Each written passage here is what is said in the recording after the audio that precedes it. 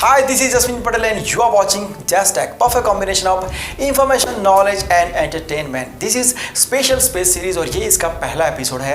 ये सीरीज में हम आपको स्पेस रिसर्च एंड टेक्नोलॉजी के बारे में बहुत सारी इंफॉर्मेशन रेगुलरली देने वाले हैं। अगर आपको स्पेस रिसर्च में इंटरेस्ट है तो ये सीरीज के साथ जुड़े रहना, हमसे जुड़े रहना। आज हम बात करने वाले हैं मंगल ग्रह के बारे में। सो 3, 2, 1 एंड गो।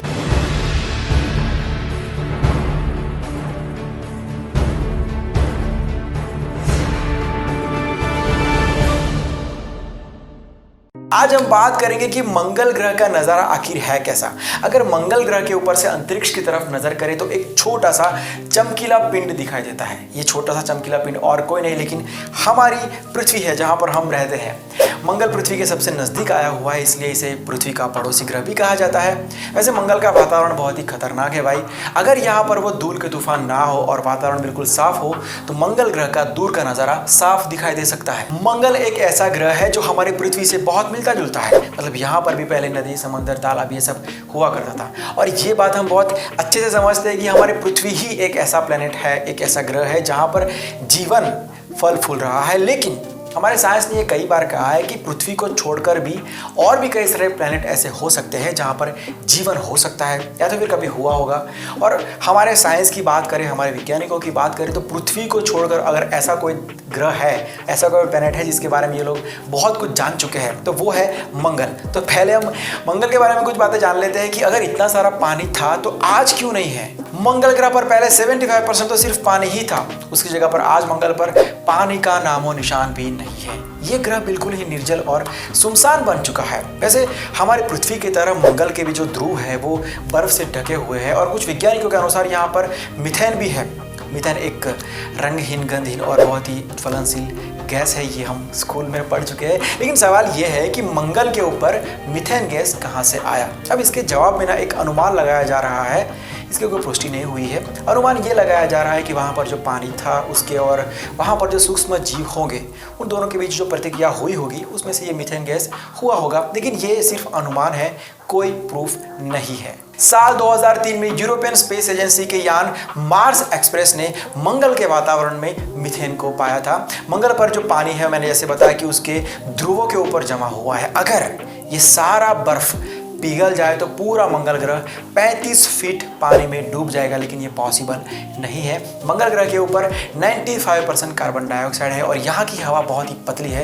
लेकिन एक अध्ययन के अनुसार ये कहा जाता है कि मंगल ग्रह के ऊपर भी पहले पृथ्वी जैसा वातावरण था और इसी बात को लेकर इंसान इतनी सारी मेहनत कर रहा है कि अगर ऐसा वातावरण पहले था हमारे जैसा, पृथ्वी जैसा, तो उसका मतलब ये है कि पहले वहां पर जीवन था।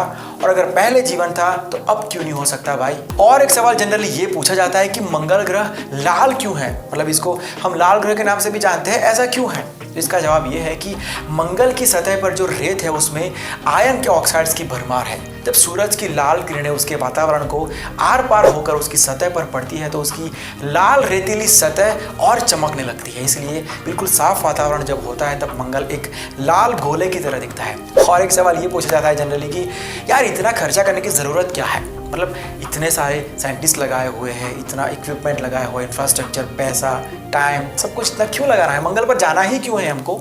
तो इसका जवाब ये है कि हमारे वैज्ञानिकों को ये पता है कि जिस तरीके से इंसान हमारी पृथ्वी का दोहन कर रहा है, जिस तरीके से हम पृथ्वी को नुकसान पहुंचा रहे हैं, उसके वातावरण को नुकसान पहुंचा रहे हैं, तो कभी ना कभी एक पॉइंट ज़रूर आएगा, 1000 साल बाद, लाख साल बाद, कभी ना कभी एक पॉइंट जरूर आएगा कि यहाँ पर भी सब कुछ खत्म हो चुका होगा। तब इंसान को अल्टरनेटिव की ज़रूरत ज़रूर पड़ेगी। अब ऐसा तो नहीं है ना कि तब का तब देखा जाएगा। अगर ऐसा सोचते विज्ञान, अगर ऐसा सोचता साइंटिस्ट, अगर ऐसा सोचने लगेगा तो अभी ये मोबाइल भी नहीं आया होता, कैमरा, लैपटॉप, कंप्यूटर, इंटरनेट, ये सब कुछ जो भी टेक्नोलॉजीज आज हम यूज़ कर रहे हैं वो सब नहीं होती। तो हमारा जो मिशन मंगल है ना, उसमें भी यही सबसे बड़ा सवाल था कि करना ही क्यों है भाई। इतने सारे लोग भूखे हैं, गरीबी है देश में, लेकिन वो अलग टास्क है, ये अलग टास्क है। अगर ऐसा सोचते ना तो किसी चीज़ की शुरुआत ही नहीं होती। अगर कुछ ना कुछ करना है तो किसी ना किसी को शुरुआत करना पड़ेगा।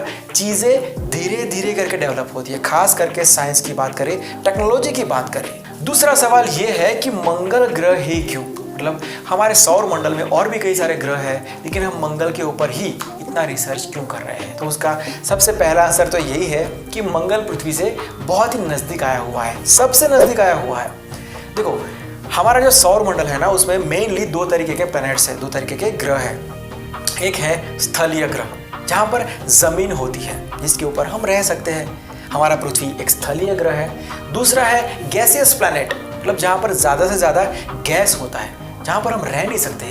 और मंगल हमारी पृथ्वी की तरह एक स्थलीय ग्रह है। दूसरा रीज़न यह है कि हमारे वैज्ञानिकों के अनुसार मंगल की सतह की जो मिट्टी है, वहाँ पर सोडियम, मैग्नीशियम, पोटेशियम, क्लोराइड, ये सारे पोषक तत्व पाए गए हैं। हमारे पृथ्वी पर जो पौधे होते हैं, ग्रीनरी होती है, उसमें ये सारे पोषक तत्व होते हैं, बल्कि उनके लिए ये ज़रूरी होते हैं। तो वहाँ पर ये सारे पोषक तत्व है, उसका मतलब ये है कि वहाँ पर कहीं ना कहीं पर लाइफ पॉसिबल है। और इसीलिए इंसान सबसे ज़्यादा रिसर्च मंगल के ऊपर कर रहा है। तो अभी हम मंगल के ऊपर क्यों नहीं रह सकते हैं? इंसान मंगल के ऊपर अभी शिफ्ट क्यों नहीं हो सकता है? क्यों ये मुमकिन नहीं है? इसके जवाब में मैं आपको कहूँगा कि हाँ, वहाँ पर लाइफ पॉसिबल है, लेकिन अभी पॉसिबल नहीं है, क्योंकि एक दो प्रॉब्लम नहीं है, बहुत सारे प्रॉब्लम हैं, और वो भी बहुत ही बड़े बड़े प्रॉब्लम्स हैं। वो प्रॉब्लम्स कौन से हैं, ऐसा क्यों है कि अभी इंसान वहाँ पर नहीं रह सकता, वो सारी बातें। और अगर फिर भी इंसान को ये सारे प्रॉब्लम को सॉल्व करना है, तो उसके पास कौन सी टेक्नोलॉजी होनी चाहिए? ये मुमकिन है, नामुमकिन नहीं है, लेकिन कौन सी टेक्नोलॉजी वो होगी इंसान के पास, तब जाके ये सारे प्रॉब्लम दूर होंगे और पृथ्वी की तरह ही इंसान वहाँ पर रह पाएगा। ये सारी बातें हम नेक्स्ट एपिसोड में करेंगे। ओके, देन आज की बात यही तक रखते हैं। अगर आपको ये वीडियो अच्छा लगा है तो लाइक और शेयर जरूर करना। अगर आप मुझसे डायरेक्ट कुछ बात करना चाहते हो तो ये व्हाट्सअप नंबर है, you can join me here. आपके जो भी थॉट्स है आप डायरेक्टली मुझसे शेयर कर सकते हो। अगर आप मुझसे इंस्टाग्राम से जुड़ना चाहते हो तो ये मेरा इंस्टाग्राम आईडी है, you can join me here also. चलो फिर मिलते हैं बहुत जल्द नेक्स्ट एपिसोड में। Bye, take care, keep smiling and keep growing.